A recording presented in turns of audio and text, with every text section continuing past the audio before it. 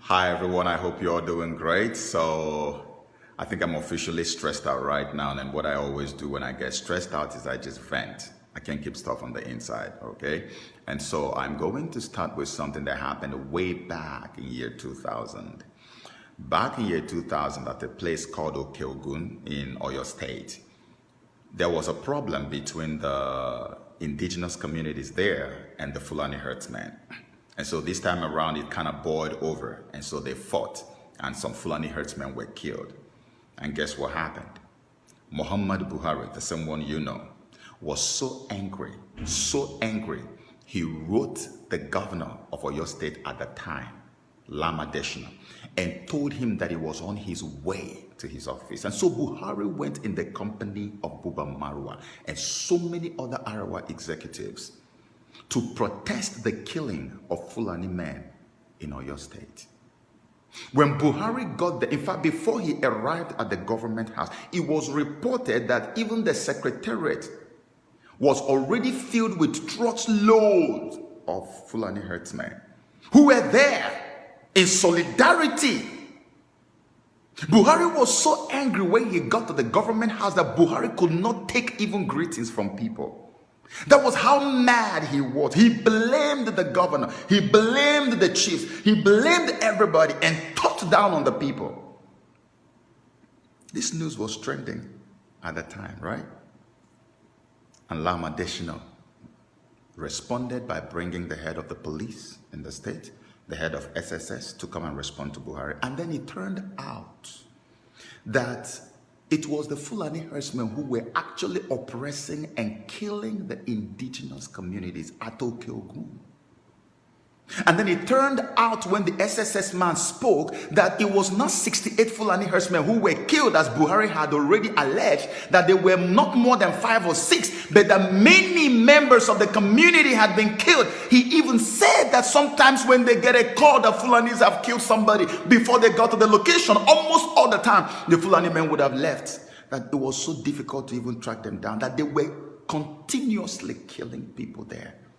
And the moment a few of them got killed, Buhari left the north and went all the way to Oyo State to show solidarity, to show you that the Fulanis are the new blue bloods in Nigeria, to show you that you can't mess with the Fulani. You can't mess with the people who have the same cultural, religious, and ancestral identity with me. You can't mess with them. That is solidarity. And you wonder why they worship the man. Today, the daughter of a whole Afenifere leader, Reuben FASORANTI, the daughter has just been killed by Fulani herdsmen. What reactions do you get from people who share cultural, religious identity with him? The number one of them is Femi Adesina. What reaction do you get from them? Femi Adesina, supposedly a Christian, had just responded on behalf of the presidency to say that they were armed robbers, according to the police. Nobody wants to use the word or the term Fulani herdsmen again. The same way they stopped using Fulani herdsmen and began to call them bandits. The same way. Now they are moving from banditry to robbery. No more herdsmen. It's now bandits or armed robbers. Fulani herdsmen killed the daughter. Clearly reported. And Femi Adesina says, Adesina is a Yoruba man. FASORANTI is a Yoruba, is a leader of a socio-cultural group of the Yoruba. He is, and Adesina said, this is how they use Christians every time to destroy Christianity and destroy all those indigenous communities that identify with this religion.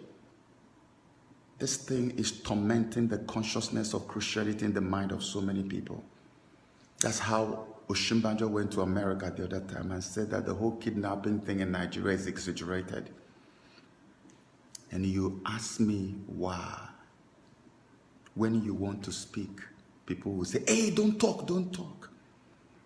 In 2010, precisely in October of 2010, Pastor E.A. Adeboye, nobody responded on his behalf. No church secretary, nobody. He himself personally was gathering signatures to lead a 1 million man march against insecurity, and he focused more on kidnapping under President Jonathan.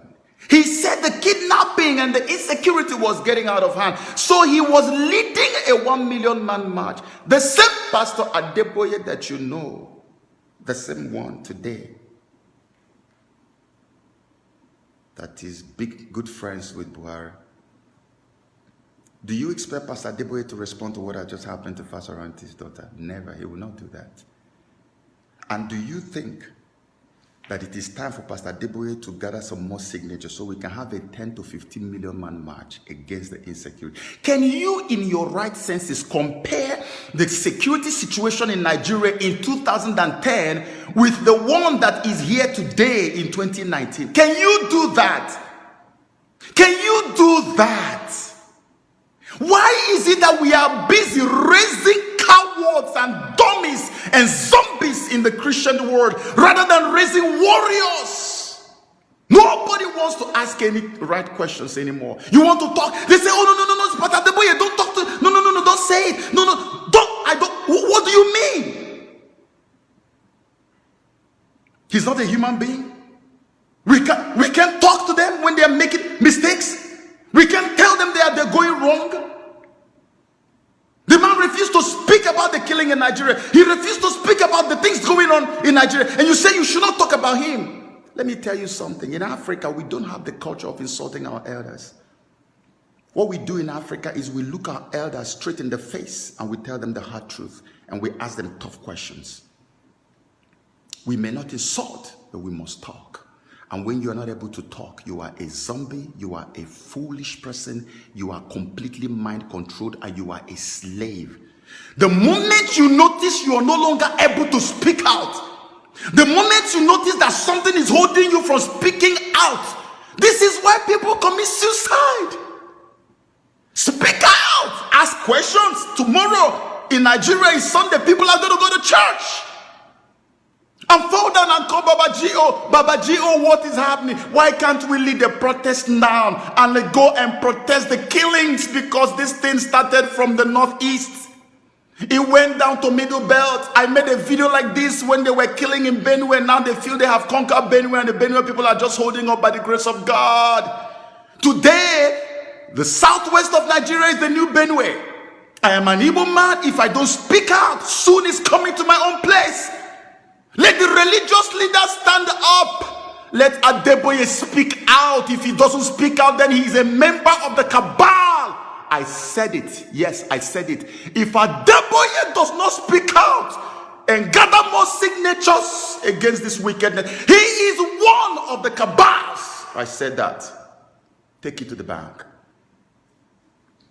This is so annoying, so irritating. So irritating. Nigerians, wake up. Break loose from this satanic bondage. Let us challenge these men. They have taken the grace of God for granted. They are taking the grace of God for granted. They are taking you, the followers, for granted. That is why they do this kind of thing. Look at what Buhari did. Went all the way from the north, gathered Arewa executives to go and protest the killing of less than 10 Fulani men.